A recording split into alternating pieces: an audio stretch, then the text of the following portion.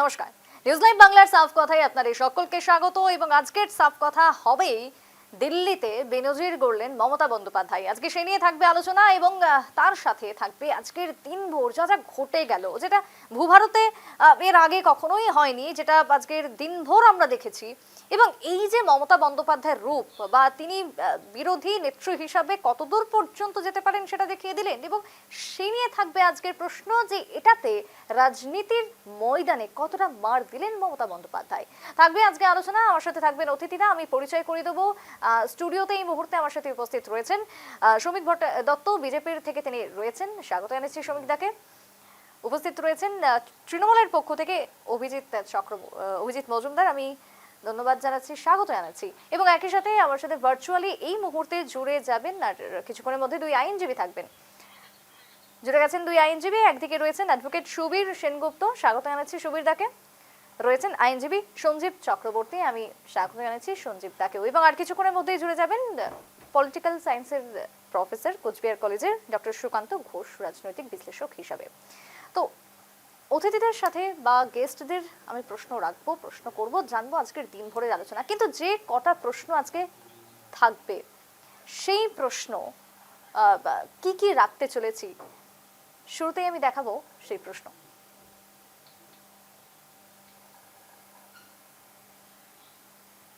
প্রশ্ন 1, খাতায় কলমে মৃত, বাস্তবে জলজ্যান্ত ভোটার সহ এসআইআর চাপে মৃত বিএলওর পরিবারকে সাথে নিয়ে শীর্ষ আদালতে সওয়াল করলেন নিজেই, দাঁড় করালেন প্রত্যেককে। মুখ্যমন্ত্রী মমতা বন্দ্যোপাধ্যায় নিজের করা মামলাতেই। আজকের দিনের ঘটনা কোথাও কি নির্বাচন কমিশনের একটু চাপ বাড়িয়ে তুললো, স্নায়ুর চাপ কি বাড়ালো? প্রশ্ন থাকবে আজকে প্রথমেই। দ্বিতীয় প্রশ্ন আজকে যেটা রাখবো, একদিকে সাধারণ মানুষের হয়ে এজলাসে মমতা, মানুষের হয়ে আন্দোলনের ঝাঁজ তীব্র করে তুললেন যখন মমতা বন্দ্যোপাধ্যায়, তখন একই কণ্ঠে মুখ্যমন্ত্রী দিলেন একের পর এক রাজনৈতিক সেন্টিমেন্ট।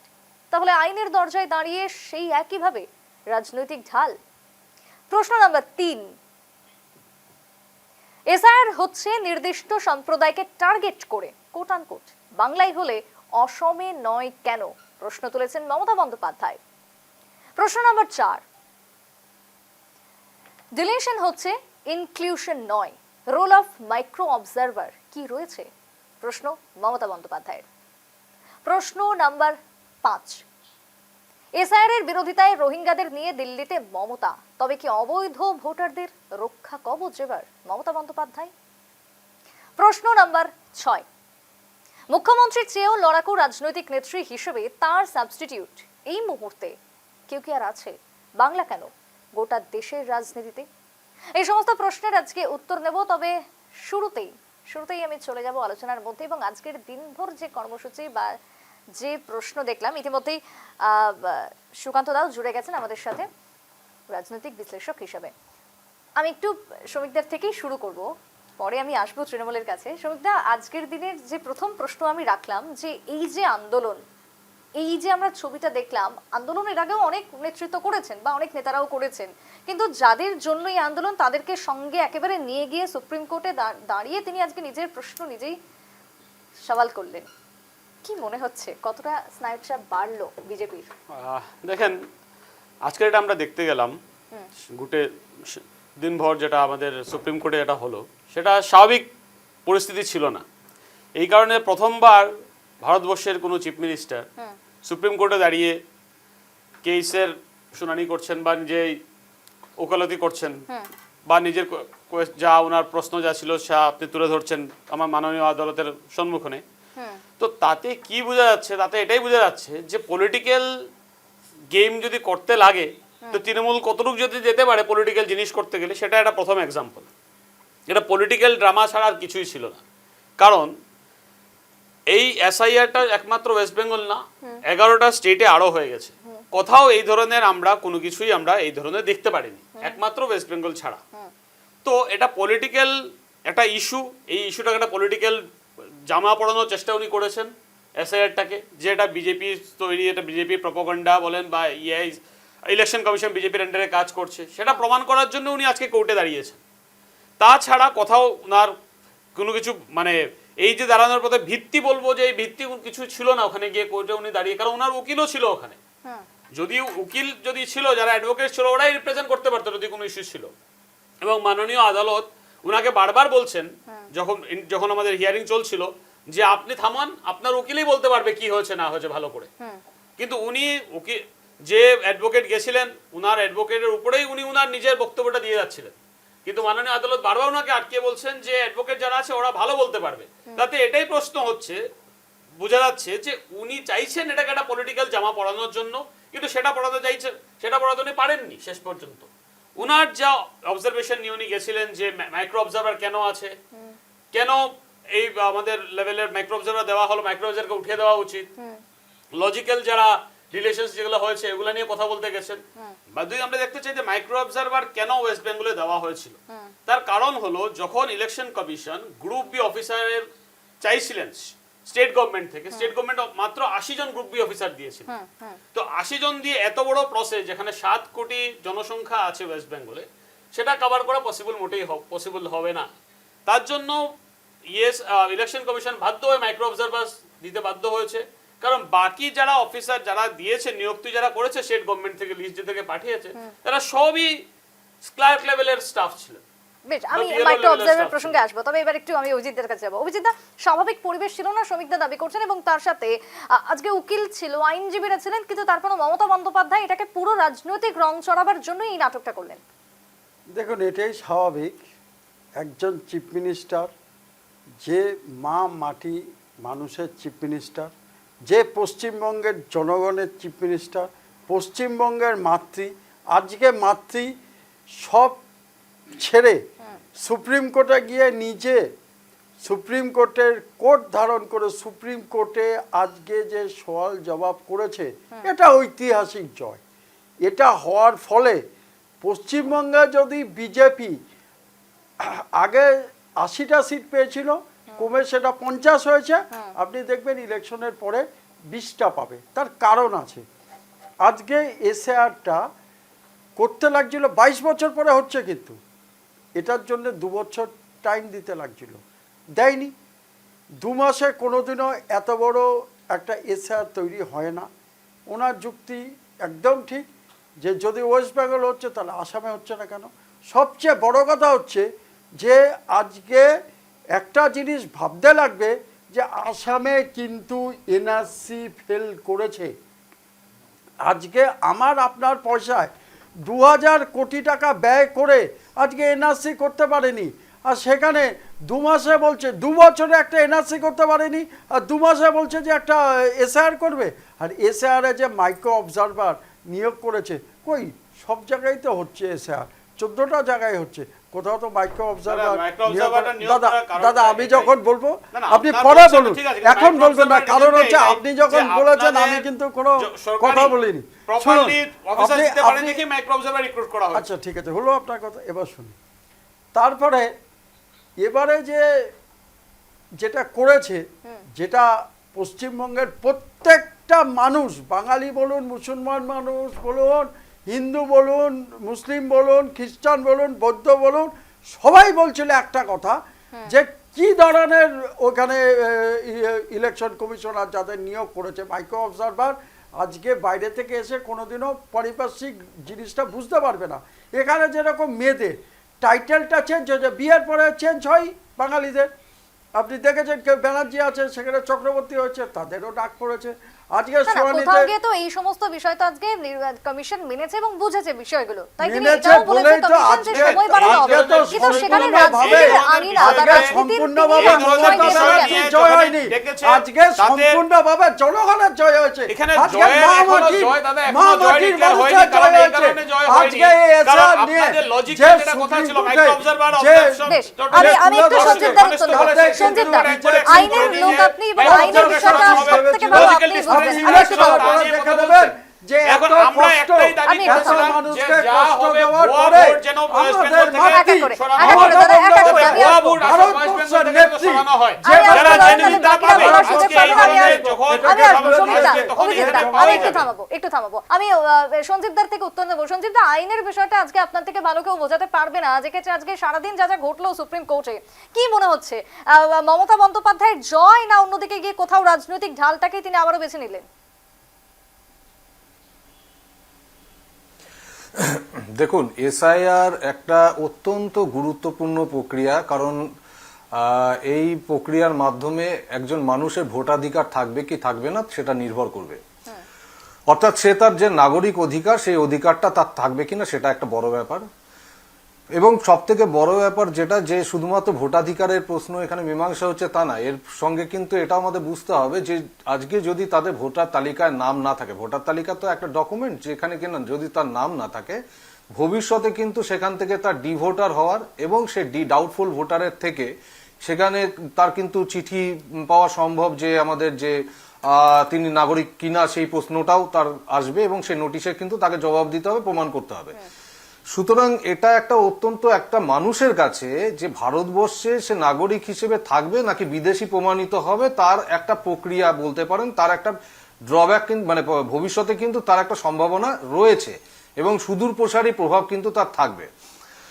এবার সেখানে মমতা ব্যানার্জির জয় হলো কিনা বা তিনি সেটা বিফল হলো কিনা, সেটা থেকেও অনেক বেশি জরুরি যে আজকে এসআইআর এ মানুষের কি হচ্ছে। আমরা প্রথমে দেখেছিলাম যে এই যে ইআরও নিয়ে আপনার মাইক্রো অবজারভার নিয়ে একটা প্রশ্ন উঠলো। মাইক্রো অবজারভার নিয়ে আমি একটা আইনের কথা বলতে চাই, সেটা হচ্ছে স্ট্যাটিউট যেটা বলছে যে ইআরও বা যারা আছে তারা হিয়ারিং করতে পারবেন, কিন্তু আমরা দেখতে পাচ্ছি যে পশ্চিমবঙ্গে মাইক্রো অবজারভারদের মাধ্যমে হিয়ারিং করে সেই নামগুলো ডিলিশন করা হচ্ছে। সেটা আইনগত কতখানি বৈধ, সেই বৈধতা নিয়ে প্রশ্ন কিন্তু সুপ্রিম কোর্টে আজকে উঠলো। এবং শুধুমাত্র ইআরও মাইক্রো অবজারভার কেন দেওয়া হয়েছে সেটা না, তাদের এখতিয়ার নিয়েও কিন্তু প্রশ্ন উঠলো, এবং সেটা থেকে কিন্তু সুপ্রিম কোর্ট কি বলবেন আমাদের অপেক্ষা করতে হবে। এবং সেখানে একটা নোটিশও সুপ্রিম কোর্ট কিন্তু করতে বলেছে, নির্বাচন কমিশনের কাছে করেছে। এবার তাদেরকে সেখানে জবাব দিতে হবে এবং তারা নিশ্চয়ই বলবেন। কিন্তু আমার কাছে যেটা খুব জরুরি প্রশ্ন সেটা হচ্ছে নাগরিকের অধিকার, কারণ আমরা ভারতবাসী এই দেশে কিন্তু রাষ্ট্রের বা সরকারের কৃপা অনুযায়ী কিন্তু এখানে থাকি না। অর্থাৎ সরকার যদি মনে করলো যে আমরা থাকবো তাহলে আমি নাগরিক থাকলাম, আর সরকার মনে করলো থাকলাম না তাহলে হবে, তা না। আমাদের এই অধিকারটা কিন্তু আমরা মানে রাষ্ট্রের কাছে কিন্তু তার যে মানে দেশবাসী, সে কিন্তু তার রাষ্ট্রের কৃতদাস নয়, সে তার অধিকারে এই দেশে থাকে, তার নাগরিক হিসেবে কিন্তু এটা থাকার অধিকার আছে। সংবিধান তাকে এই অধিকার দিয়েছে এবং সংবিধানের কাছে কিন্তু রাষ্ট্র কিন্তু দায়বদ্ধ যে প্রমাণ করার জন্য যে সে বিদেশি যদি মনে করে তাহলে সেটা তাকে প্রমাণ করতে হয়। অর্থাৎ নাগরিকের যে অধিকার, নাগরিকত্ব সম্পর্কিত সেই জায়গাটা আমাদের ভঙ্গ হচ্ছে কিনা সেটা আমাদের দেখার দরকার আছে। আমার প্রথম যে প্রশ্নটা এখানে এসছে সেটা হচ্ছে যে আমরা যখন এই প্রক্রিয়ার মধ্যে দিয়ে গেলাম, সেখানে আমাদের সবার আগে দেখতে হবে যে উদ্দেশ্য কি ছিল। একটা রাষ্ট্র তার নিজের ভোটার তালিকা সঠিকভাবে করবে, সংশোধন করবে, এটা অত্যন্ত স্বাভাবিক প্রক্রিয়া, এর আগেও হয়েছে। কিন্তু আমরা দেখতে পাচ্ছি কয়েকটা আশ্চর্য ব্যাপার, যে সেখানে তাকে কিন্তু এটা বুঝে নিতে হবে যে না, জনগণ যাতে কিনা প্রমাণ করতে পারে তার ব্যবস্থার সাথে মানে তৈরি করতে পারে। কিন্তু আমরা করতে গিয়ে দেখতে পাচ্ছি যেটা, যে প্রথমত এটাকে আজকে প্রায় 23 বছর পরে পশ্চিমবঙ্গে 2002 সালের পরে করা হচ্ছে। এবার ঠিক আছে, ভালো কথা, তো 23 বছর পরে করা হলো কেন? তার আগেও হতে পারতো। কেন আজকে ঠিক ভোটের আগে হচ্ছে? এটা আমাদের একটা উদ্দেশ্য সম্পর্কে কিন্তু সন্দিহান করছে। 2 নম্বর কথা যেটা সন্দিহান করছে সেটা হচ্ছে, যদি করাই হলো তাহলে পরে যেই প্রক্রিয়া আজকে 2 বছর ন্যূনতম লাগবে, একটা বড় প্রক্রিয়া এবং মানুষের সেখানে নাগরিকত্বের অধিকার ইনভলভ আছে, এরকম একটা গুরুত্বপূর্ণ বিষয়ের মধ্যে শুধুমাত্র একটা কলমের খোঁচায় যদি তার নাগরিকত্ব চলে যায়, একটা ভুল ভ্রান্তির হওয়ার কারণে যদি নাগরিকত্ব চলে যায়, এটা একটা ভয়ঙ্কর ব্যাপার হবে। সেটা কেন মাত্র 2 মাসের মধ্যে এত তাড়াহুড়ো করা হলো? কি কারণ? কারণ ইলেকশন, এই উদ্দেশ্যগুলো কিন্তু আমাদের কাছে আরেকটা ব্যাপার আমি তুলে ধরছি, সেটা হচ্ছে যদি আমরা এটা করলামই, তাহলে আমরা প্রথমে কেন এটা দেখলাম যে নির্বাচন কমিশন মানে ভোটার কার্ডকে বা আধার কার্ডকে সেটাকে বলছে যে তারা মানবো না, পরে আজকে সুপ্রিম কোর্টকে অর্ডার দিয়ে আধার কার্ডকে ঢোকাতে হচ্ছে। তারা কেন আজকে মাধ্যমিকের অ্যাডমিট কার্ড, যেটা কিনা মানে ভারতবর্ষের নাগরিকের সব থেকে বড় ভিত্তি বলে গণ্য করা হতো সর্বক্ষেত্রে, এতদিন করা হয়েছে। এবং আপনি যদি নাগরিকত্ব বিষয়টা দেখেন, আইনটা বেশিরভাগটা কিন্তু ডিপেন্ড করে আছে জন্মের উপরে, কবে জন্ম হয়েছে তার উপর নির্ভর করছে আইনগুলো। কারণ আমাদের নাগরিকত্ব আইন কিন্তু জন্মভিত্তিক, তার তারিখ ভিত্তিক। আজকে যদি ধরুন কারোর জন্ম যদি 87 সালের জুন মাসের আগে হয়ে থাকে, তাহলে একরকম নাগরিকত্ব আইন তার জন্য বলবৎ আছে। আবার 87 সাল থেকে 2004 সালের মধ্যে যদি জন্ম হয়ে থাকে, তার জন্য আরেক ধরনের নাগরিকত্ব আইন রয়েছে তার জন্য। আবার এদিকে 2004 সালের পরে যদি তার জন্ম হয়ে থাকে, তাহলে তার জন্য নাগরিকত্ব আইন ভিন্ন। অর্থাৎ জন্ম তারিখটা কবে তিনি জন্মেছেন সেটার উপর নির্ভর করছে নাগরিকত্ব।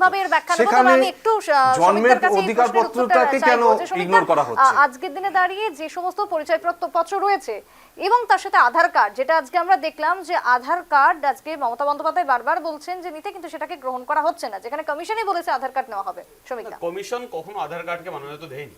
কারণ যদি আপনি দেখতে চান, আধার কার্ড একটা সময় আমরা যখন আধার কার্ডটা প্রথম ভারতবর্ষতে আসে, আমরা সুপ্রিম কোর্ট তো দিয়েছে, আমরা সবাই সেটাকে নিয়ে আমরা সবাই উদ্বিগ্ন হয়ে আমরা আধার কার্ড বানাই। কিন্তু তারপরে দেখা যায় আধার কার্ডটার এত অপ্রয়োগ হয়।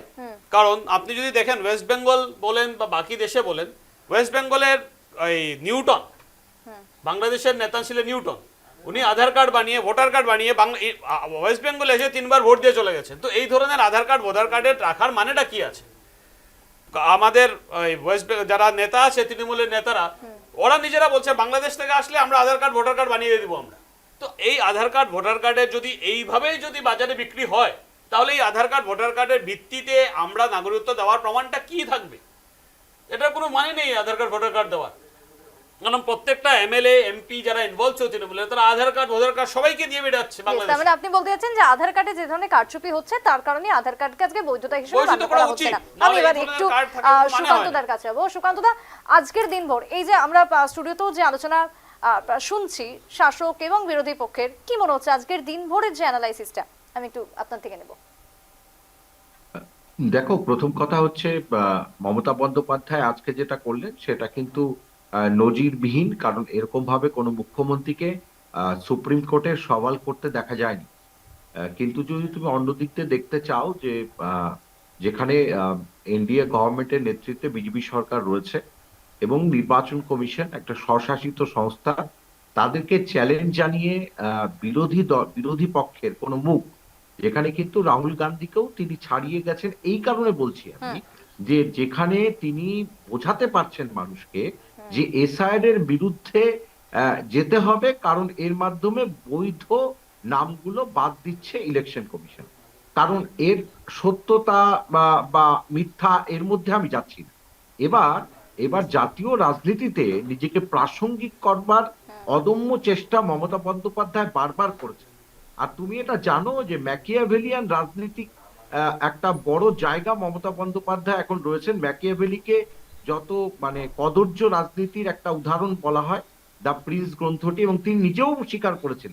সুতরাং সেই জায়গা থেকে দাঁড়িয়ে জাতীয় রাজনীতিতে প্রাসঙ্গিকতা লাভ, অন্যদিকে যে এই যে এসআইআর প্রক্রিয়া বানচাল করবার চেষ্টা কিন্তু তিনি করে যাচ্ছেন। কারণ তার মনে হয়েছে এই যে ভুতুড়ে ভোটার, শিফটেড ভোটারের সঙ্গে যারা বৈধ ভোটার, ইভেন তুমি দেখেছো যে অভিষেক বন্দ্যোপাধ্যায় র্যাম্পে হাঁটিয়েছেন কিছু ভুতুড়ে ভোটারকে, তাহলে এই সংক্রান্ত অভিযোগ কিন্তু রয়েছে। কারণ এসআইআর প্রক্রিয়ার জন্য যে সময় প্রয়োজন ছিল, সেই সময়টা কিন্তু নির্বাচন কমিশন ব্যবহার মানে আরো বেশি সময় প্রয়োজন ছিল। কিন্তু এসআইআর প্রক্রিয়াটা যতটুকু সময়ের মধ্যে করা হয়েছে, তার মধ্যে বিএলও কাজ বলুন, এমুনারেশন ফর্ম ফিল আপ বলুন, তার পরবর্তীকালে এআরও ইআরওর কাজ বলুন, শুনানি প্রক্রিয়া, সব দিক থেকে দেখতে গেলে এটা কিন্তু অনেক দিন আগে থেকে হওয়া প্রয়োজন ছিল। সেই কারণে এই ইরর গুলো থেকে গেছে।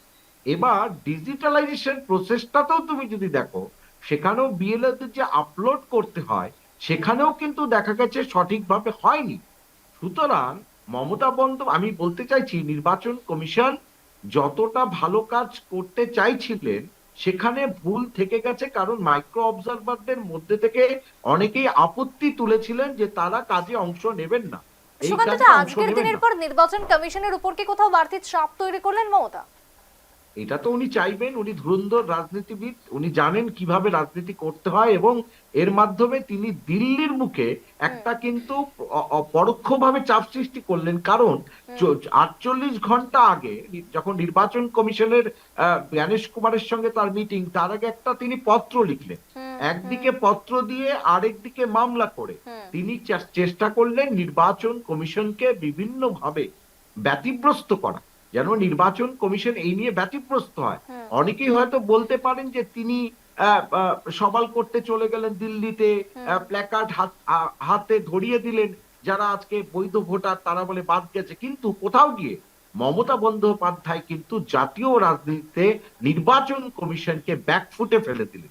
এবার প্রশ্ন শুনানিতে কি হবে, কারণ তুমি দেখেইছো বানান ভুলের যে জায়গাটা, বানান ভুলের ক্ষেত্রে কিন্তু প্রধান বিচারপতি যে অবজারভেশন দিয়েছেন তাতে বলেছেন তার নামের বানান ভুল, অন্য ভাষায় লিখলে সেটাতে বা উচ্চারণ করলে সেটা ভুল হতে পারে। সুতরাং সেটা কিন্তু লজিক্যাল ডিসক্রিপেন্সির আয়ত্তে পড়ে কিনা সেটা নিয়ে কিন্তু সন্দেহ রয়েছে। সুতরাং তুমি বলতে পারো যে সব দাবিগুলো মেনে মমতা বন্দ্যোপাধ্যায় সব দাবিগুলো একদম যুক্তিপূর্ণ নয়, সেটাও কিন্তু নয়। সুতরাং সেটা কিন্তু তিনি প্রমাণ করতে চেষ্টা করছেন। এবার এই জায়গা থেকে আমি আসবো আবারও এই বিষয়ে অভিজিৎদার কাছে যাব। অভিজিৎদা, আজকে সাধারণ মানুষের হয়ে, বাংলার মানুষের হয়ে তিনি গেছেন, বারবার এটা দাবি করেছেন, এমনকি তিনি যখন গেছিলেন আমরা সেই ছবি দেখলেও সেটা বুঝতেই পারছি যে একদম সাধারণ হয়ে, কিন্তু তারপরে তিনি যখন একের পর এক সওয়াল করার চেষ্টা করছিলেন, একের পর এক সওয়াল করলেন, তখন বারবার রাজনৈতিক পয়েন্ট, রাজনৈতিক অ্যাঙ্গেল তিনি টেনে ধরলেন। দেখুন, এটাই স্বাভাবিক। উনি একটা পশ্চিমবঙ্গের মুখ্যমন্ত্রী, আজকে কোনো রাজনৈতিক দলের লিডার, এর জন্যই মুখ্যমন্ত্রী হয়েছে। তো মুখ্যমন্ত্রী তার রাজনৈতিক ফায়দা নিতে যাবেই, কিন্তু উনি কিন্তু তাহলে কি জনগণের, কোর্ট কি রাজনীতির দাদা ফায়দা আপনি হতে যখন পারে? বলছেন আমি আমাকে বলছি এটা না বোঝান কিন্তু, দাদা, সে তাহলে মামলা। কিন্তু ওটা আপনি ডিবেট যদি- হয় না, শুনে নিন, না, না, debate আমাকে করছেন না। শেষ আমি করতে আপনাকে দিন। এটা বোঝান, শুনুন, মাননীয় সুপ্রিম কোর্ট কি রাজনীতির কাঠগড়া? ওখানে কি রাজনীতি করার জন্য উনি গেছেন? তার আপনি স্বীকার করছেন যে আপনার চিফ মিনিস্টার, আমার চিফ মিনিস্টার মিনিস্টার রাজনীতি আপনার করা সুপ্রিম না, কোর্টে গিয়ে মামাটির রাজনীতি করছেন। মানুষ, উনি আপনি নিজেই একদম বলছেন এই ঠিক কথা। পয়েন্টে আমি তো গেছে। বলছি। দেখুন, আপনি তো নিজেই বলছেন, আমি বলিনি, আপনি নিজেই বললেন যে রাজনীতি করতে গেছে সুপ্রিম জন্য কোর্টে। আমি যদি দেখি যে আমার পশ্চিমবঙ্গের জনগণ, পশ্চিমবঙ্গের মানুষ আজকে সাফারার, আজকে 120 জন মানুষ সব সুইসাইড মানছি অভিজিৎদা, করেছে, সব মানছি, কিন্তু তো আজকে তিনি তাহলে কি উল্লেখ করলেন আনন্দ যে করেছে, অসমে নিশ্চয়ই SIR কেন হচ্ছে না? নিশ্চয়ই যাবে। বলছেন সরকার এটা আন্দোলন বাধ্য, করে এটা যাবে। এটা কোথাও কি যেতেই রাজনীতি লাগবে। করতে দ্বিধা শুনে নেই? নিন, ওখানে কেন ওটা যাননি বাদ তাও? দিন, আপনাদের না, না, আসামে কি ওখানে হয়েছে? কেন যাননি? আজকে এনআরসিতে উনি যদি আজকে উনি এনআরসিতে যদি যে public আসামে এর এত জন্য আছেন, মানুষকে জনগণের ছাড়া জন্য শাস্তি আছেন, দেওয়ার পরে, উনি ওখানে গেলেন আজকে না যে কেন? 2000 কোটি আর টাকা জি ব্যয় করেন যে করার পরে, ঘটনা হলো, তখন উনি আজকে যে কেন 2 public এর বছরে সামনে দাঁড়ালেন না? এনআরসি সারা করতে ভারতবর্ষ পারেনি, চিৎকার দিল আর জি কতজন করে। মানুষের জেল ওখানে হয়েছে? কেন আপনি জাননি? এনআরসিতে তো প্রমাণ হয়ে গেছে 26,000 চাকরি যে চলে গেল, তার 2000 এর জন্য ভিতরে সুপ্রিম কোর্টে গিয়ে 1200 কোটি আর টাকা এই ঘুষ যারা নিয়েছে। চাকরি গেছে ওদের জন্য আপনারা 2 কেস বছরে করবেন না। 2 বছরে কারণ শুনেন, একটা উনি এনআরসি রাজনীতি করতে করতে পারে না, গেছেন, আর আপনি 2 নিজে মাসে স্বীকার করছেন এসআর উনি করবে। রাজনীতি করছেন সুপ্রিম শুনুন, কোর্টে, সেটা এসআর প্রমাণ এর হয়ে জন্য গেছে। যদি উনি সবচেয়ে রাজনীতি বেশি করতে গেছে, ক্ষতি সেটা হয়, প্রমাণ হয়ে গেছে। আপনাকে আমি বলছি, আমাদের এটা ক্ষতি আর ক্ষতি না, কিন্তু বিজেপিরই ক্ষতি হয়েছে।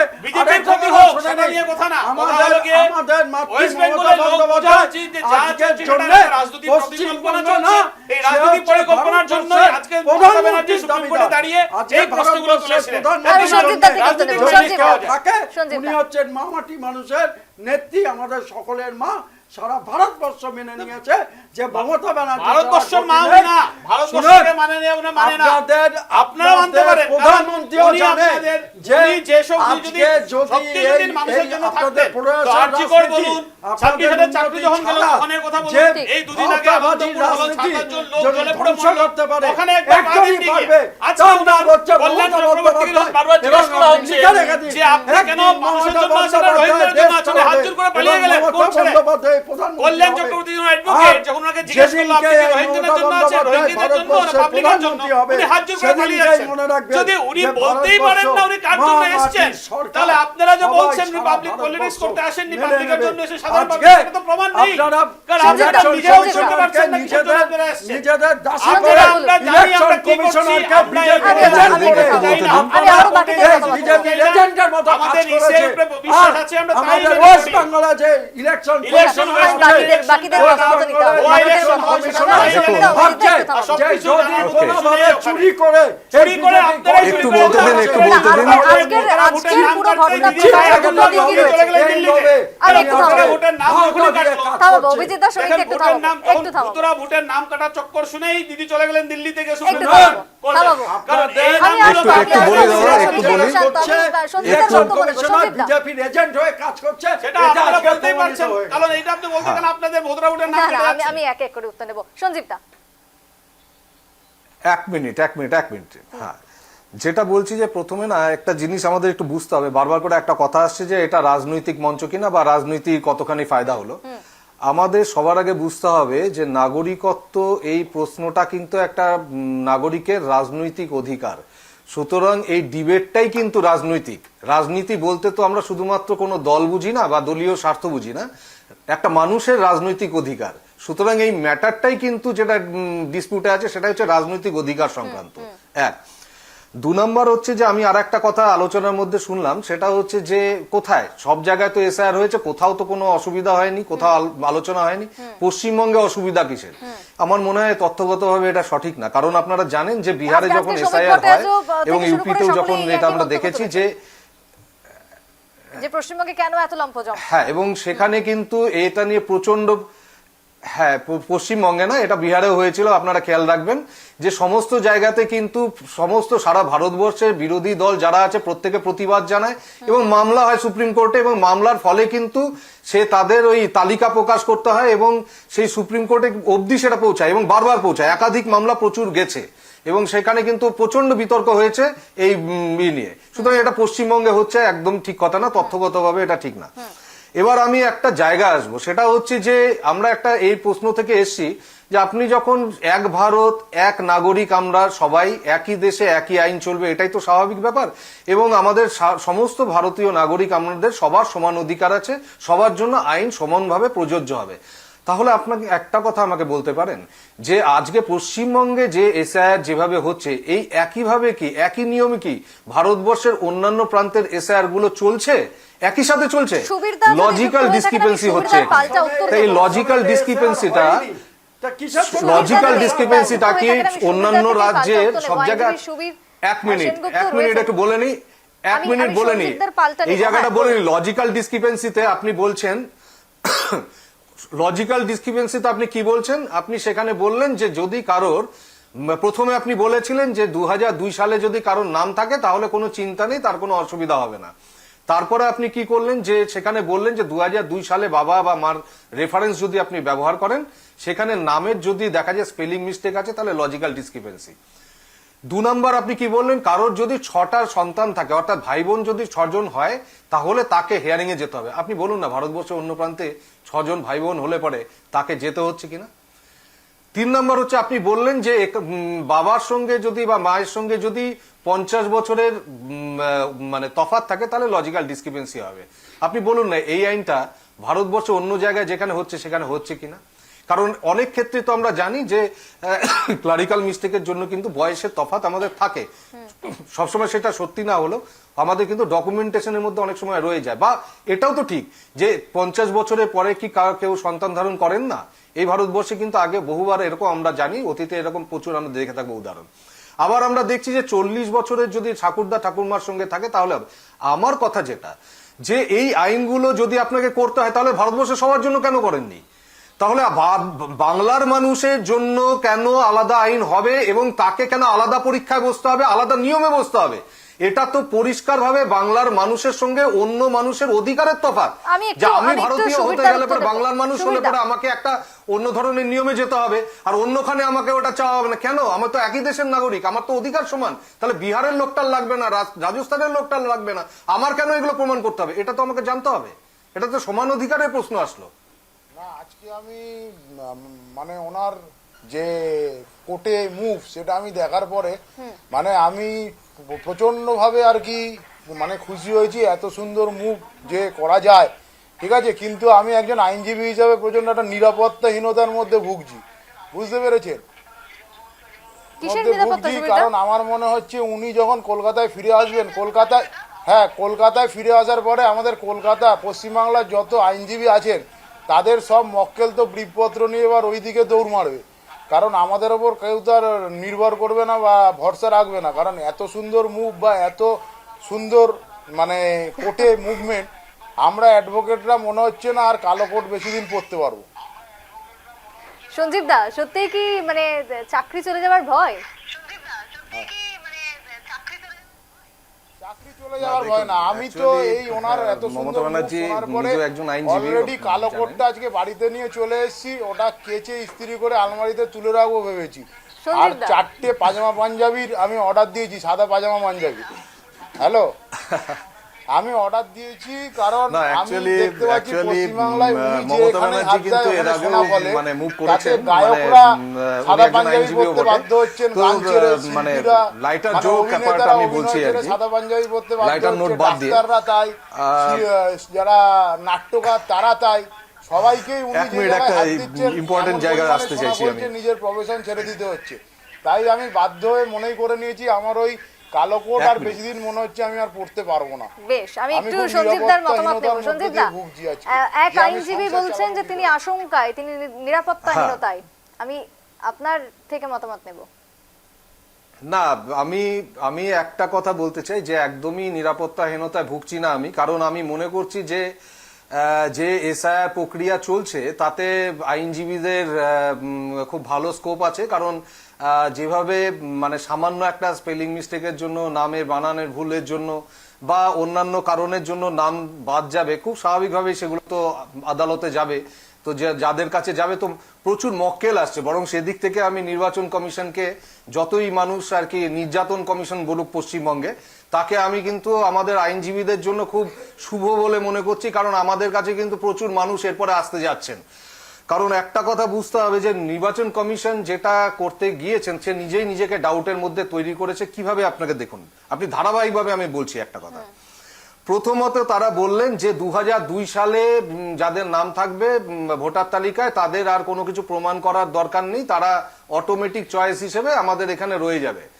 কিন্তু আমরা কি দেখতে পাচ্ছি যে 2002 সালে যাদের নাম ছিল তারাও এখন কিন্তু নোটিশ পেয়েছেন, তাদেরকে কিন্তু ডাকা হলো। 2 নম্বর তারা বললেন যে শুধুমাত্র লজিক্যাল ডিসক্রিপেন্সি, অর্থাৎ নামের ম্যাপড, যারা আনম্যাপড মানে কি, ধরুন আপনি বাবা মার রেফারেন্স ইউজ করেছেন 2002 সালের, কিন্তু বাবা মার সঙ্গে আপনার নামের তফাৎ আছে, তার জন্য আপনার ম্যাপিং হচ্ছে না, তাই আপনি আনম্যাপ যারা আছেন তাদেরকে ডাকা হবে। সেই ক্ষেত্রে আমরা দেখলাম 58 লক্ষ মানুষ পাওয়া গেল যাদের কিনা আনম্যাপড হয়েছে, শুধু তাদেরকেই ডাকা হবে। দ্বিতীয় ক্ষেত্রে বলবেন। তারপরে আমরা দেখতে পেলাম যে এই আনম্যাপড 58 লক্ষ তো ডাকার কথা ছিল, তার মধ্যে প্রচুর মানুষ রয়েছেন যারা কিনা মৃত, অটোমেটিক্যালি তারা আসতে পারবেন না, বাকি কিছু মানুষ থাকবেন, তারা সেখানে নোটিশের জন্য যাবেন এবং তাদের শুনানি হবে। কিন্তু আশ্চর্য ঘটনা দেখলাম আমরা যে জানুয়ারি মাসে গিয়ে বলা হলো যে লজিক্যাল ডিসক্রিপেন্সির নাম করে আরো অতিরিক্ত 1,30,00,000 মানুষকে ডাকা হলো, এবং সেই লজিক্যাল ডিসক্রিপেন্সির কিন্তু কোনো প্রশ্ন প্রথমে ছিল না। আমরা যখন প্রথমে এসেছিলাম, এসআইআর শুরু হচ্ছিল, তখন আমাদের কাছে একটা কথা মানে সরকার পক্ষ যারা রয়েছেন, বিজেপি রাজনৈতিক দল, তারা কিন্তু বারবার বলেছিলেন আমরা রোহিঙ্গাদেরকে, বাংলাদেশিদেরকে, বিদেশিদেরকে এখানে আমরা চাইছি যে তারা যাতে না থাকেন, বিশেষত মানে যারা কিনা হয়েছে। এবং একথাও তারা বলেছিলেন যে ভারতীয় মুসলিমদের কোনো চিন্তা নেই, তোমরা সুরক্ষিত, তোমাদের কোনো অসুবিধা হবে না। কিন্তু আশ্চর্য ঘটনা আমরা দেখতে পেলাম যেখানে কিনা মানে বসাক, সাহা, দত্ত, বন্দ্যোপাধ্যায় এরা তো কেউ রোহিঙ্গা হতে পারেন না। আমি তারা সুবির তো দত্তকে আজকে উত্তর দেব। সুবির দা, রোহিঙ্গা মানে সত্যি হচ্ছে কি তাই? মায়ানমারের লোক, কিন্তু তারাই আজকে দাঁড়িয়ে আছেন। সুতরাং পশ্চিমবঙ্গের মানুষ কিন্তু এটা বুঝে গেছেন যে এটা রোহিঙ্গাদের জন্য না, বা এটা কিন্তু বাংলাদেশিদের জন্য না, এরা কিন্তু রয়েছে সম্পূর্ণভাবে তার আজকে যে তার বংশ পরম্পরায় তারা এদেশে রয়েছেন তাদের জন্য সুবির দা, রয়েছে। ঠিক একই কথা, এবং যে যারা কিনা ডিভিশন হচ্ছে, বাঙালি ইনক্লুশন হচ্ছে না, যে কথা আজকে মমতা বন্দ্যোপাধ্যায় বলেছেন। সুবির দা, সত্যি কি তাই? না, আমি একটা কথা বলি, আমার আগের বক্তা যেটা বলছিলেন আমাদের আইনজীবীদের জন্য একটা সুবিধা হয়েছে, আমাদের কাছেই আসতে হচ্ছে। সত্যি পশ্চিমবাংলায় আইনের অবস্থা যেখানে গিয়ে দাঁড়িয়েছে, আমাদের মামলাপত্র প্রায় কমেই গেছিল, সেই ক্ষেত্রে উনি হয়তো উপকৃত হয়েছে নাম চেঞ্জের এফিডেভিট করে। এবার উনি বলছেন বসাক দত্ত, আমার যদি নাম এক হয় আর আমি এফিডেভিট করে অন্য নাম করি, তাহলে এফিডেভিটের প্রয়োজনীয়তা হয়ে থাকে। আর আমার একটা কথা বলার, ভারতবর্ষের অন্যান্য কোনো রাজ্যে এত প্রবলেম হচ্ছে না, এখানে কেন এত প্রবলেম হচ্ছে? এখানে প্রবলেম হওয়ার একটাই কারণ, এখানে ভোটের মার্জিনে নোবেল পুরস্কার দেওয়া হয় না বলে পশ্চিমবাংলায় যে মাত্রায় নেতারা 8 লক্ষ থেকে 9 লক্ষ ভোটের মার্জিনে যেতে, ভারতবর্ষের কোনো রাজ্যে এই মার্জিন থাকে না। যদি নোবেলের ব্যবস্থা অভিজিৎ দা। থাকতো আমাদের পশ্চিমবাংলার নেতাদের, এতদিনে কত সংখ্যক নোবেল চলে আসতো পশ্চিমবাংলায়, আমরা কিন্তু হিসাব করতে পারতাম না। এটা সত্যি পশ্চিমবাংলার সঙ্গে একটা দ্বিচারিতা। আমি একটা- নোবেল একটা অথরিটির request করবো, অলরেডি একটা প্রশ্ন এটা নিয়ে করবো ভাবা এখানে। উচিত এবং নোবেল দেওয়ার সেটা ব্যবস্থা হচ্ছে করা যে, উচিত। উম, তাই উনি জন্য যেটা এত বলছেন মার্জিনে যে যেটা আধার জিতছে বা বলেই প্যানের মনে মধ্যে হচ্ছে বা এই ভোটার কার্ডে discrimination-এ এত পশ্চিমবঙ্গে অসুবিধা হচ্ছে। এত অসুবিধা, তাহলে এগুলো দেন কারা? অর্থাৎ আধার যদি ভুল হয়ে থাকে, আধার ও কর্তৃপক্ষ কারা? তারা কাদের অধীনস্থ? কেন্দ্র সরকার না রাজ্য সরকার? ভোটার কার্ডে যদি ভুল থাকে সেটার জন্য তাহলে দায়ী কে? নির্বাচন কমিশন নাকি রাজ্য সরকার বা কোনো রাজনৈতিক দল? আজকে যদি প্যান কার্ডের মধ্যে বা অন্য কোনো কার্ডের মধ্যে যদি ভুল থেকে থাকে তার জন্য দায়ী, তাহলে কি আমরা ধরে নেব না? যদি পশ্চিমবঙ্গে আধার কার্ড ভুল থেকে থাকে, যদি এত ব্যাপকভাবে দুর্নীতি হয়ে থাকে, তাহলে কেন্দ্রীয় সরকারকে তো সেখানে দায়বদ্ধ হতে হবে যে তাদের এই ধরনের তারা কি নজরদারি করছেন, কেন এরকম ধরনের একটা পোরাস সিস্টেম রেখেছেন যেখানে এটা হওয়া সম্ভব। সুতরাং যারা অথরিটি তারা তো কেন্দ্রীয় অথরিটি, তাহলে কেন্দ্রীয় অথরিটিকে তো দায়িত্ব নিতে হবে তার জন্য। তাহলে সেখানে কেন এরকম একটা সিস্টেম রেখেছেন যেটা কিনা খুব সহজে নকল করা যায় এবং সেটাকে করা যায়? এক, 2 নম্বর আমি একটা প্রশ্ন করব যে সেটা হচ্ছে আধার কার্ড বাজে, কারণ আধার কার্ডের অনেক দুর্নীতি হয়েছে, আধার কার্ড ভুল আছে। আপনি একটা ডকুমেন্টের নাম বলতে পারবেন যেটা কিনা ফার্জ করা যায় না? তাহলে আপনি কোন ডকুমেন্টকে আপনি ভিত্তি হিসেবে ধরবেন? ভারতবর্ষে সুবিধা, কোন ডকুমেন্ট সুবিধা। থাকতে পারে যেটা কোনোদিন জাল করা যাবে না এবং সুবিধা, সেটাকে আপনি সুবিধা, নেবেন? আমি দুজনের থেকেই আজকে উত্তর সুপ্রিম দেব। কোর্টও তো এই কারণে আধার কার্ডকে নিয়েছেন। তাহলে আপনি কি তার সাথে সহমত আমি নন? একটা সুপ্রিম কথা কোর্টের এই বলতে চাই, রায়কে কি আপনি মনে ওনারা করেন মানা উচিত না? ওনারা শ্রমিকদা দেখেন আচ্ছা, আপনাদের কাছে একটা মেকানিজম, আমি শুধু একটা কথা ওনার একটা অ্যান্সার দিচ্ছি। বলুন। আপনি যে বললেন যে 8 লক্ষ 10 লক্ষ ভোট পেয়েছে, আপনি জানেন যে আসামে আজমলকে হারিয়েছে রকিবুল হোসেন। রকিবুল হোসেন হায়েস্ট ভোট পেয়েছে, 10 লক্ষ ভোট পেয়েছে, 10 লক্ষ ভোটে জিতেছে। দাদা, সেটা তাহলে কি ছিল- আপনি ভাবেন সেটা ছিল MP যে ওখানে election-এ। শুনে নিন? সেটা এবার একমাত্র এবার একই একটা ওটা উদাহরণ ওটা বলো, উনি দাদা। যেটা সেটা বলছে সবখানে উনি যেটা এই বলছে উদাহরণ নেই উনি সবখানে। যেটা বলছে এটা এমপি ইলেকশনের কথাই বলছে। আর সেটা একটাই Second উদাহরণ, হচ্ছে, কারণ এক আপনারা জায়গায় ভোট যখন ওখানে election মুসলমান ভোট এক করিয়েছিলেন, জায়গায় একমাত্র রকিবুলকে তখন দিয়েছে। প্রতিটা জায়গায় আপনারা আপনাদের সিআরপিএফ কে দিয়ে বিএসএফ কে দিয়ে ভোট করিয়েছেন। তারপরে কিন্তু কিভাবে অভিজিৎ দা, ওইখানে পশ্চিমভোগে তো জালিয়াতি এখন হলো? প্রচুর যদি জায়গা ভোট রয়েছে, CRPF এগুলো করে, ফেন্সিং কিন্তু নেই। প্রমাণ করতে তত্ত্বাবধান পারেননি করে কেন? স্টেট আর second রাজ্য কথা সরকারের হচ্ছে, পুলিশ, কেউ যদি রাজ্য কাউকে সরকারের ভালোবেসে পুলিশ যেটা তত্ত্বাবধান করে ভোট হচ্ছে সিআরপিএফ আর নাগরিক পুলিশের একটা অধিকার। তত্ত্বাবধান পুলিশ। আপনারা যদি পুলিশ আমাদের আর সামনে একটু CRPF মিউট করে আমাদের চলে, বলতে দেন, তাহলে তাহলে আমি দেখতে হবে। কিছু বলতে পারছি না। আপনারা আপনি এটা আপনারা যে 34 বছর আগে জালিয়াতি করে যে জালিবাজি করে যে আপনি ভোট জিতে CPM ওয়েস্ট এর বেঙ্গলে, সেটার কারণ একমাত্র যে আপনার চটিজাটা পুলিশ আপনাদের হয়ে কাজ করে। এই চটিজাটা পুলিশ আছে পিসির, এই চটিজাটা পুলিশের পিসির হয়ে ওদের কাজ করে, আর ওরাই এখানে সিএফ এর কাছে ঢুকতে দেয় না, কারণ সিএফ পুলিশের আসাম ওয়েস্ট বেঙ্গল পুলিশের মেইন কন্ট্রোলের কাছে কাজটা হয়, তাই জন্য এরা কাজ করতে পারে। আজকে যত রকম চুরি হচ্ছে সব ওয়েস্ট বেঙ্গলে হচ্ছে, সব বিজেপি শাসিত রাজ্যে আমি হচ্ছে। আসবো। শাসিত আমি রাজ্যে একটু- হচ্ছে না। একটু যাবো, চুরি একটা সুবিধা চুরি নেই। আপনি দেখান, আপনি একটা চুরি দেখান। ওয়েস্ট বেঙ্গলের প্রত্যেকটা মিনিস্টার চাকরি চুরি, কয়লা চুরি, কাটমানি চুরি, কি চুরি নেই সেটা আসামে আপনি আপনি বলুন। কথা আপনি বলেন আসামে না। কি আছে চুরি? এখানে আপনি গুন্ডা কয়লা ট্যাক্স, চুরি, আসামে আসামের গুন্ডা ট্যাক্স ওয়েস্ট বেঙ্গলের নেওয়া হয়। 4 থেকে 5 বছর মিনিস্টার সুবিধা, জেলে আমি- আমি একটু চাকরি আমি চুরি থামবো। সবচেয়ে বড়, চাকরি চুরি, কার্ড চুরি, আগে, কয়লা চুরি। কয়লার কথা বলছেন। আপনি কিসের চুরি নিয়ে কয়লা কালকে ট্যাক্স পর্যন্ত রেড মেরেছে আপনাদের চুরি। কয়লা আইপ্যাক কি যখন ছিল? আসাম আইপ্যাকের থেকে কাছে যায়, গিয়ে কেন আগে, মমতা খবর ব্যানার্জি নিয়ে দেখুন। চলে গেলেন অঙ্কিত গুন্ডা সেনের ট্যাক্স, অফিসে? আশ্রয় প্রতিষ্ঠান, আবারও তাদের আসবো, অফিসে আমি আবারও গিয়ে আসবো, আপনি অভিজিৎ দাস কয়লার বলবেন, কেস আবার ফাইল থামবো। নিজে নিয়ে চলে আসলেন। চুরি না করে চুরি বাঁচতে হচ্ছে। পারলেন? উনার ভাইপো সবচেয়ে বড় চোর একটা সুবিধা, ওয়েস্ট বেঙ্গলে সুবিধা। বসে আছে। আপনি এর যদি থেকে সবচেয়ে বড় চোর কি চোর হতে পারে? বলেন, আপনাদের আমাদের যে নেতা আসাম, আছে, সে আমাদের সবচেয়ে আঙ্গুল বড় দেখিয়ে চোর। দেখান, আমি তো আপনি আঙ্গুলটা আঙ্গুল ভালো দেখিয়ে করে দেখাচ্ছি জানেন যে কে কোথায় চোর। আসবো, আমি আসবো। আমাদের এখানে তো আপনি আপনাদের দেখান আপনি চুরি আজকে কি হচ্ছে। বাংলার আমি তো সরকার বলছি এবং কয়লা তার চুরি, ভাবনা কাঠ নিয়ে চুরি, প্রশ্ন উঠেছে, কিসের সুবিধা। চুরি নেই? মমতা বন্দ্যোপাধ্যায় আজকে আপনি জানেন রীতিমতো এখানে ম্যাক্সিমাম ঘটনা সব ঘটে কয়লা গেল। জেলে বসে আছে। শুধুমাত্র দেখা গেল যে আমাদের SIR কে হাতিয়ার করে। এটা আরো সেটা দাদা, আমি একটু থামাবো, নাহলে আমার কথা শুনতে পারবেন না, বাকি এসে। এখানে অভিযোগ করতে পারে, প্রমাণ করতে পারে না। ত্রিপুরা ওয়েস্ট বেঙ্গল সরকার প্রমাণ করেছে যে ওরা চোর, আসবো, ওদের চোর মন্ত্রীরা জেলে আসবো, আছে। শ্রমিক দা, আসামের অভিজিৎ দা, কোনো মন্ত্রী জেলে নেই। শান্ত, আমি আসামের আসবো। কোনো মন্ত্রী জেলে নেই না, মুখ্যমন্ত্রী জেলে আছে। কিন্তু ওয়েস্ট বেঙ্গলের মন্ত্রীরা জেলে আছে চাকরির জন্য, কাটমানির জন্য, কয়লার জন্য, না, না, না, সবকিছুর জন্য, এভাবে- পড়ুয়াদের জন্য, এভাবে কারোরটা সবকিছুর জন্য শেষ জেলে করবো। আছে। একটু থামাবো, বিজেপি থামাবো, গেছেই হচ্ছে। থামাবো, আমরা অভিজিৎ কিছু দা, চাচ্ছি সুবিধা, না, আমাদের থামাবো। প্রমাণ আমি একটু দেখা, সুবিধা, অভিযোগ করবেন না, সুবিধা, প্রমাণ দেখানোর প্রমাণ সুবিধা দেখাবো বক্তব্য নেবো, আপনাদেরকে। সুবিধা। হ্যাঁ বলুন বলুন। সুব্রতা, এই যে যে ছবি হ্যাঁ, আজকে বলুন। উঠে আসছে সেক্ষেত্রে মমতা বলুন। বন্দ্যোপাধ্যায় আজকে এসআইআর কে হাতিয়ার করে যখন গেলেন দিল্লিতে, সেই জায়গাতে দাঁড়িয়ে এর আগে তো বহু ঘটনা ঘটে গেছে, কখনো আমরা দেখিনি। তাহলে কি রোহিঙ্গা, অবৈধ যারা যারা রয়েছেন, বাংলাদেশি হোক বা অন্যান্য জায়গা থেকে ঘুষপেটিয়া, তাদের কি রক্ষা কবচ মমতা বন্দ্যোপাধ্যায়? না, আমি আপনাকে সেই কথা একটা point আমি বলছি। মানে আমি কাগজপত্র আমি না আসবো দেখে এই একজন দিকটা। আইনজীবী হিসাবে বলা তো ঠিক অভিজিৎ, নয়, আমি আসবো। ঠিক আছে? হুম। কিন্তু কিন্তু আমরা আমরা আমরা যা দেখতে পাচ্ছি আমরা কোর্টে প্রতিদিন দেখতে পাচ্ছি যে পরিমাণ এফিডেভিটের সংখ্যা বেড়েছে, ঠিক আছে? মানে এত এত এফিডেভিট কিসের জন্য? আর এনাদের আমি যেটা দেখতে পারি, কিছু হলেই আধার কার্ড বলছে কেন্দ্রীয় সরকারের দোষ, তারা কারা? ভোটার কার্ড সুব্রতা, কেন্দ্রীয় তারা কারা? সরকারের যারা দোষ, প্যান প্রতিদিন কার্ড কোর্টে কেন্দ্রীয় লাইন সরকারের দিচ্ছে, নাম দোষ। বদলাতে চাইছে, তারা কারা মেনলি? তারা একজন একটা নির্দিষ্ট মানে গোষ্ঠীর লোক। আমি একজন আইনজীবী হিসাবে সেটি বলতে চাই না। আপনারা বিভিন্ন কোর্টে এসে যদি একবার চাক্ষুষ করেন বা কোর্টের রেকর্ড দেখতে চান, তাহলে আপনারা বুঝতে পারবেন যে প্রত্যেকটা কোর্টে প্রতিদিন যে 2000 করে প্রায় এফিডেভিট হচ্ছে এখন, তার মধ্যে 1900 থেকে 1950 এফিডেভিট একটি নির্দিষ্ট সম্প্রদায়ের লোকের দ্বারা এফিডেভিট সম্পাদিত হচ্ছে। এটা আপনারা কোর্টের রেকর্ড দেখলেই বুঝতে পারবেন, এটা আমার মুখের কথা নয়। ওখানে নাম লিখে এফিডেভিট করতে হয়। 2000 লোক আজকে এফিডেভিট করে করার জন্য কোর্টে হানা দিচ্ছেন। আমি একটু সুকান্তদার কাছে যাব আবারও। স্যার, এই যে ঘটনা প্রবাহ, একদিকে তৃণমূল দাবি করছে যে একেবারে অন্যতম নজির করলেন, কিন্তু অন্যদিকে দাঁড়িয়ে বিজেপি দাবি করছে যে এইরকম ঘটনা চলছে বাংলার ভেতরে।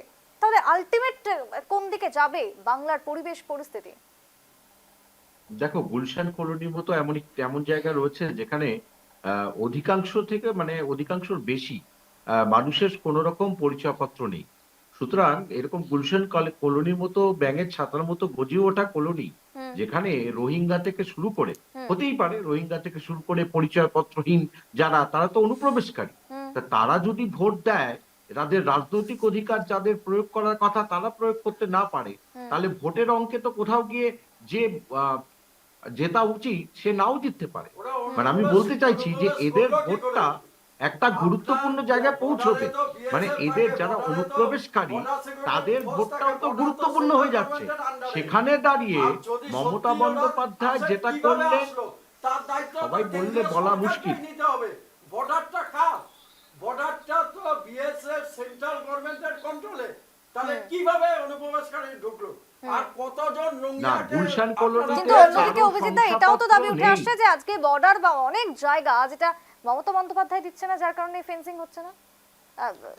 সুকান্ত, দেখেন, আমি আজকে কিছুদিন আগের কথা বলছি। আমি কয়েক বছর আগে আমি সুন্দরবন গেছিলাম। সুন্দরবনের যে open border, water border, Sundarban থেকে হাজার হাজার বাংলাদেশি রোহিঙ্গা এসে সুন্দরবনে ঢুকছে, ভোট দিচ্ছে, ভোটার আইডি বানাচ্ছে, তারপরে ঘুরে আবার ওখানেই চলে যাচ্ছে, বাংলাদেশ চলে যাচ্ছে। সেটা আমার বক্তব্য না, সেটা সুন্দরবনের লোকের বক্তব্য। কিভাবে আসবে? বাংলাদেশের, আমি বাংলাদেশিদের কথা বলছি, আমি বাংলাদেশিদের কথা বলছি, আমি বাংলাদেশিদের কথা বলছি। আমি সুন্দরবন বাংলাদেশিদের কথা বলছি। আন্ডারে আর ওখানে ওয়াটার, একটা দেখেন BSF অনেক জায়গা আছে যেখানে অনুপ্রবেশকারী যে স্টেট গভর্নমেন্ট ফেন্সিং করতে দিচ্ছে না। সুকান্তদা, স্টেট আমি একটু যুক্তি দেব। সুকান্তদার থেকে আমি আবার একটু যুক্তি দেব। স্টেট সুকান্তদা, গভর্নমেন্ট ফেন্সিং করতে দিচ্ছে, স্টেট গভর্নমেন্টের পুলিশ, স্টেট গভর্নমেন্টের প্রশাসন, স্টেট গভর্নমেন্ট মেশিনারি এই ধরনের কাজে আসবো। যুক্ত আছেন। দেখি আমি একটু আবারও যুক্তি দেব। সুকান্তদা কি বলছেন? সুকান্তদা, জলপাইগুড়ি জেলার মালবাজারে মাল পৌরসভার একজন কর্মীর বিরুদ্ধে অভিযোগ যে তিনি আফগানিস্তানের নাগরিককে জন্মের শংসাপত্র দিয়েছেন, তার জন্ম হয়েছে গরুবাথা। আপনি তারপরে তাদেরকে দিল্লি এয়ারপোর্টে ধরা হয়েছে, সেই নিয়ে তদন্ত চলছে। তাহলে তুমি বুঝতেই পারছো যে এই আধার কার্ডকে প্রামাণ্য হিসেবে গ্রহণ করলে কি সমস্যা থাকতে পারে। সুতরাং এই যে বিষয়গুলো রয়েছে, ধরো যে নথিগুলো, কেন নির্বাচন কমিশন চাইছে, তারা ক্রস চেক করতে চাইছে, কিন্তু তাদের পদ্ধতি এবং সময়টা যতটা পরিমাণ নেওয়ার কথা সেই সময়টা কিন্তু তারা দিতে পারেনি বিএলও, এআরও, ইআরও কে। কিন্তু মমতা বন্দ্যোপাধ্যায় এই যে আজকে কোর্টরুমে দাঁড়িয়ে বললেন, তারপরে তুমি কোর্টের অবজারভেশন গুলো দেখলে বুঝতে পারবে, সেখানে কিন্তু তিনি বলেছেন যে নির্বাচনী আধিকারিক যারা এই কাজে রয়েছেন এসআইআরে, তাদের আরো সংবেদনশীল হতে হবে, তার মানে এটা মমতা বন্দ্যোপাধ্যায় কিন্তু কোনো জায়গায় একটা মানে জয় পেলেন, কারণ তার দাবিগুলো একদম অমূলক, সেটা কিন্তু বলা যায় না।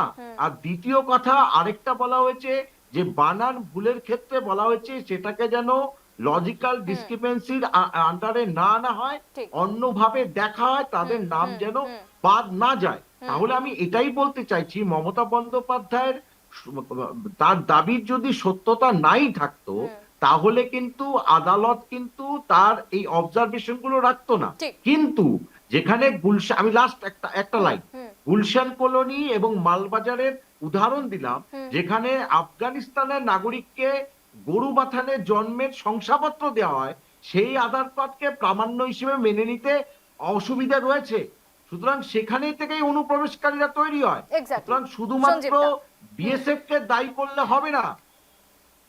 একদম না, আমি একটু সঞ্জীবদার নেব। সঞ্জীবদা, আচ্ছা, একটা কথা বলছি, যখনই আমরা এই ধরনের আলোচনায় আসি তখন আমরা কিন্তু বারবার করে একটা কথা বলি, অনুপ্রবেশের কথা আসে, তাই তো?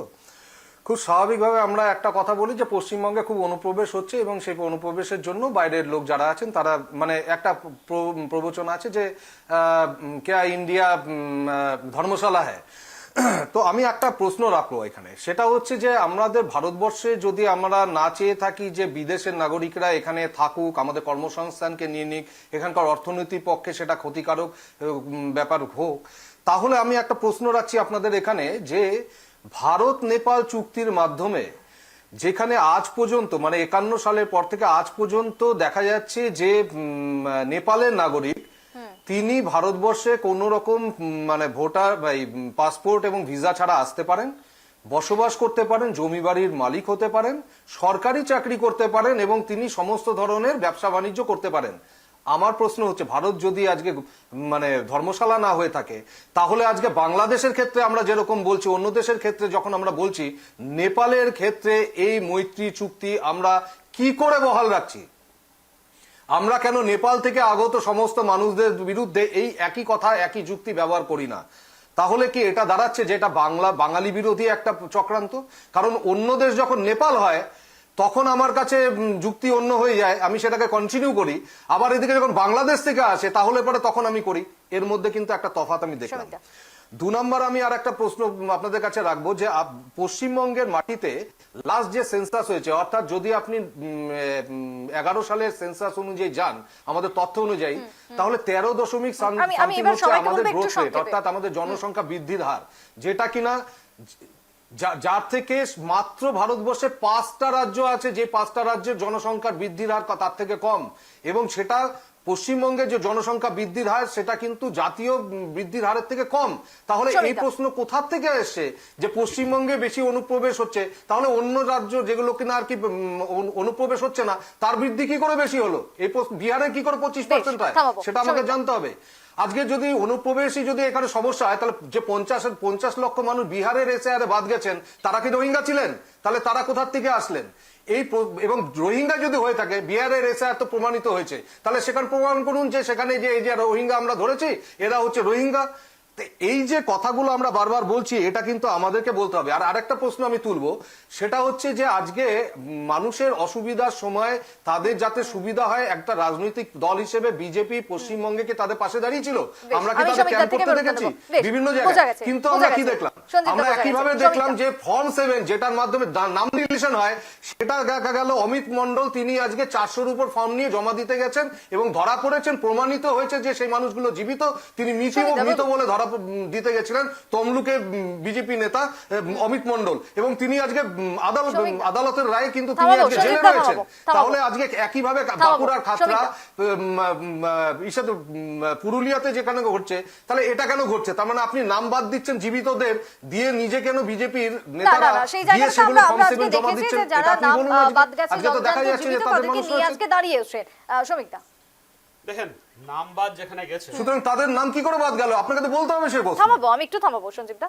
শ্রমিকদা দেখেন, যেখানে ডিসক্রিপেন্সি হয়েছে সেখানে আমাদের মাননীয় কোর্ট বলেছে যে ওখানে আপনারা সেনসিটিভ হয়ে এই নামগুলোকে আমাদের ভিত্তি করতে লাগবে, এই নামগুলোকে আবার পুনরায় ঢোকাতে লাগবে, কনসিডার করতে লাগবে। সেটা নিয়ে আমাদের কোনো সমস্যা নেই। আমাদের সমস্যা ওখানে যেসব অনুপ্রবেশকারী এসেছিল, যারা ভুয়া ভোটার। অমিত মণ্ডল আপনাদের নেতা আজকে তমলুকে কেন গেছিল জীবিতদের নাম নিয়ে ফর্ম 7 জমা দিতে, সেটা বলুন। তৃণমূলের লম্পজম্প হচ্ছে যারা ওদের ভোট সেটা ব্যাংক বলুন, আছে, সেটা বেসিক্যালি যে মুসলমান জেলে আছে তো সম্প্রদায় সে। বা রোহিঙ্গা সম্প্রদায় যারা ওদের তার ভোট নামটা ব্যাংক বলুন, আছে, তা এদেরকে তিনি নিয়ে কেন এদের BJP র একজন নেতা জমা দিতে এদের গেছেন, নাম সেটা কেন বলুন, বাদ আপনি পড়ে তো যাচ্ছে? চান না সেটা। এই লম্পজম্পর কারণের হচ্ছে কারণটা এটাই জীবিত যে মানুষকে এরা ম্যাক্সিমাম যদি ভোট জমা ব্যাংক দিতে দেখা গেছে, যায়, কেন এরা BJP ম্যাক্সিমাম জমা ভোট দিতে পেয়ে গেছে? গেছে, করছে কেন হয় সেটা? এদের বাইরের থেকে তার জবাবটা কেন ওদের দিচ্ছে না? আধার কার্ড আর বানিয়ে তার আনা উপর হয়েছে, দেখা যাচ্ছে বা ওদের যে কোনো ইলেকশন নথিপত্র কমিশনার নেই। এদেরকে যেসব বাঁচানোর জন্য আজকে জায়গায় মমতা নাকি ব্যানার্জি কোর্টে গিয়ে BJP দাঁড়িয়েছেন। কিন্তু যারা যে জায়গায় জেনুইন ভোট বেশি ভোটার যারা পেয়েছে, আছে ওয়েস্ট বেঙ্গলে, সেই জায়গা যারা থেকে হিন্দু বাঙালি 2000, ভোটার যারা 3000 সাফার করছে, আমার মানুষের জানা মতে অনেকজন আছে যাদের বেশ নাম বাদ পড়ে ধরেছে, গেছে, যেখানে হিয়ারিং এ নাকি দেখানো হয়েছে, তৃণমূল হিয়ারিং এর নাম জিতেছে, উঠানো হয়েছে, সেই সব জায়গায় সেটা নিয়ে কোনো হাজার আপত্তি নেই হাজার কোথাও। মানুষকে- এটা আমরা বিজেপিও সবসময় আছে যে হ্যাঁ, যারা জেনুইন ভোটারদের নাম থাকা উচিত, কিন্তু যারা জেনুইন ভোটার না, যাদের ভুয়া ভোটার এত বছর ধরে তৃণমূল ভুয়া ভোট বানিয়ে যাদেরকে ভোট ব্যাংক বেশ। করে ভোট চুরি করে ইলেকশন দিচ্ছিল, এদের নাম কাটা উচিত। আর এদের নামের জন্যই আমরা চিৎকার তাহলে চেঁচামেচি করছি। আসামে আপনারা কতজন অনুপ্রবেশকারীকে আসামে বের আসামের করেছেন? আসামের তারা বিষয়ে আসামের আসবো। আসামের আসামের মৃত্যু বিষয়ে আড়াই আমরা বছর আসবো। প্রমাণিত হয়েছিল সুপ্রিম কোর্টে যে আপনি তিনি জীবিত, কালকে তিনি দাদা ভারতীয়। আপনাকে আমি দিয়ে দিয়েছি, আপনি আমি দাবি আসবো, আমি অন্যদিন আপনাকে আসবো। 18টা আমি একেবারে শেষ করবো, কারণ সময় যেহেতু একেবারে শেষ, আর শেষ করবো সুকান্ত বাড়ির ছবি আমরা দেখলাম। কি মনে হলো বাংলায় মুখ্যমন্ত্রী মমতা বন্দ্যোপাধ্যায় তাই নিতে হবে তো আপনাদেরকে। বিজেপি কতটা বা সেক্ষেত্রে পিছলো? আমি বাংলার একটু পার্সপেক্টিভটা নিয়ে শেষ করবো। সুকান্ত দা, সুকান্ত দা, থেকে কিছুটা এসআইআর হওয়ার পর থেকে কিছুটা হলেও ব্যাকফুটে কিন্তু তৃণমূল ছিল, কিন্তু সে জায়গা থেকে দাঁড়িয়ে বুঝিস দিল্লিতে তার দায় নেবেন না? যেভাবে তিনি লাইম লাইটটায় চলে এলেন এবং যেভাবে সওয়াল করলেন, সেখানে কিন্তু বলতেই হয় যে তিনি কিন্তু কোথাও গিয়ে তৃণমূল কংগ্রেস তার ঘরে এই মানে মোটামুটি নিজেদের মানে এই যে ভোটাররা রয়েছে তাদের একটা সমর্থন আদায় করার চেষ্টাটা করলেন। এবং তোমাকে এটা ভাবতে হবে যে লজিক্যাল ডিসক্রিপেন্সি থেকে শুরু করে যে অভিযোগগুলো তিনি করেছেন তার যে একদম সারবত্তা নেই তা কিন্তু মাননীয় সুকান্ত দা, সুপ্রিম সাধারণ কোর্টের মানুষের হয়ে বিচারপতি কথা বলেনি। বলতে গিয়ে রাজনৈতিক অ্যাঙ্গেল তিনি টেনে ধরলেন। এটা কি কোথাও গিয়ে এই পুরো ঘটনাতে এক গামলা দুধে একটু চোনা দিয়ে দিল? একদমই দেখো, সুপ্রিম কোর্ট তো এই জায়গা নয়, তিনি বারবার বিচারপতি বলছিলেন, কিন্তু তিনি কিন্তু রাজনৈতিক প্রসঙ্গ ছাড়া তিনি সরকারি মঞ্চেও রাজনৈতিক বিভিন্ন ঘোষণা করেন। ঠিক। সুতরাং সেটা তো গভর্নমেন্ট কোনটা, অ্যাডমিনিস্ট্রেশন কোনটা, ঠিক। সেটা যেটা জানা প্রয়োজন, সেটা মুখ্যমন্ত্রীর হয়তো কোনো জায়গায় নিশ্চিত ভুল রয়েছে, এবং এই ভুলটার জন্যই কিন্তু ওই যে বললাম পুরো যে ব্যাপারটা তার পক্ষে ছিল এই রাজনৈতিক যে বিষয়গুলো নিয়ে তিনি যখন সুপ্রিম কোর্টে প্রধান ধর্মাধিকরণে আলোচনা করলেন, তখনই কিন্তু তিনি কিছুটা হলেও ওই জায়গাটায় নিজের সমর্থন থেকে বেরিয়ে গেলেন, যে বেশ। মানুষগুলো বুঝতে পারলো যে রাজনীতি, সুপ্রিম কোর্টেও তিনি রাজনীতি করছেন। একদম, মানে সাংবিধানিক বিচারপতি শীর্ষে বলার গিয়েও পরও তিনি রাজনীতিকে কোথাও গিয়ে একটা আঁকড়ে ধরলেন। আমি সুবীরদার থেকে একটু প্রতিক্রিয়া চাইবো। সুবীরদা, যেহেতু সময় একেবারে শেষে আমরা দাঁড়িয়ে রয়েছি। সুবীরদা,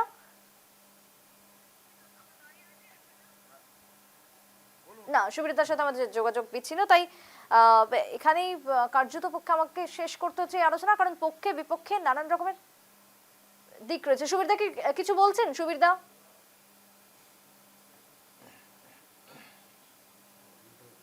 বলুন, শুনতে পাচ্ছেন? হ্যাঁ শুনতে পাচ্ছি। সুবীরদা, একেবারে হ্যাঁ, শেষ বলুন। সময়, তাই শেষ সময়ের মধ্যে আপনার থেকে হ্যাঁ, বলুন, আমি বলুন। একেবারে জানতে চাইবো যে কি হলো বা আগামী দিনে কি হচ্ছে বাংলার 26-এর ভোট।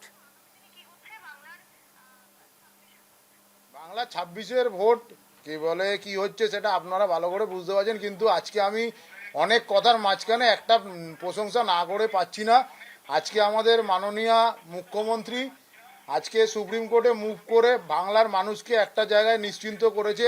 এতদিন আমাদের ট্যাক্সের পয়সা সুপ্রিম কোর্টের বিভিন্ন লয়ার যেরমভাবে আত্মসাৎ করছিলেন, আমাদের পয়সা নিজেরা নিয়ে নিচ্ছিলেন, এবার থেকে আমাদের দিদি মুভ করতে পারবেন, আমাদের পয়সা আমাদের কাছেই থাকবে, আমাদের রাজ্য সরকার ওই পয়সা আমাদের খাতে ব্যবহার করতে পারবেন, আর লোকের পেছনে পয়সা খরচা হবে না, রাজ্যের মানুষ নিশ্চিন্ত হয়েছেন। আপনারা আবার বেকার হয়ে যাবে, তাহলে তো আপনার কথাটাই ঠিক রইল। এপিটোপিট করে তো পয়সা পাচ্ছেন, আপনারাও তো 100 টাকার জন্য 500 টাকা বেশ, নিচ্ছেন। না আমি এই আলোচনা যদি বাড়াতে থাকি তাহলে হয়তো আজকের দিনে আর থামবে না, পক্ষে বিপক্ষে যুক্তি এসেই যাবে, কারণ আজকে এমন একটা দিক ছিল তার যেমন পক্ষেও রয়েছে তার বিপক্ষেও রয়েছে। যে সঞ্জীব দা, অনেক ডকুমেন্টটা তৈরি করেনি, করেছে তো কোনো ডিপার্টমেন্ট, তার জন্য তারা যদি ভুল করে থাকে মানুষ কি করবেন? তার জন্য তো মানুষ দায়ী না, কিন্তু আজকে তাকে কাঠগড়ায় দাঁড়াতে বেশ, হচ্ছে, তার আর আজকে নাম একটা বাদ যাচ্ছে। মিনিটের এগুলো সময় তো নেই বুঝতে হবে, একটা আলোচনা বাস্তব বাড়ানোর জিনিসকে মতো। তো বুঝতে হবে। আমি প্রত্যেকেই থামাবো এবং প্রত্যেকে ধন্যবাদ জানাবো, কারণ সময় একদম শেষ হয়ে গেছে। তাই আজকের দিন সত্যি একটা ইতিহাস তৈরি করেছেন মমতা বন্দ্যোপাধ্যায়। কিন্তু তিনি একদিকে যেরকম কোথাও গিয়ে সাধারণ মানুষের হয়ে কথা বলতে ছুটছিলেন, ঠিক অন্যদিকে দাঁড়িয়ে তার যে রাজনৈতিক পার্সপেক্টিভ তিনি তুলে ধরলেন, সেটা কি বুমেরাং হলো? এই প্রশ্ন আজকে উঠছে, তবে উত্তর কিন্তু দেবে 26-এর ব্যালট বক্স। তাই সেদিকে আমাদের তাকিয়ে থাকতে হবে এবং এই রাজনীতির আলোচনা সঙ্গে এই রাজনীতির ঝড় চলতেই থাকবে। শেষ করছি আজকের সাফ কথা এখানেই।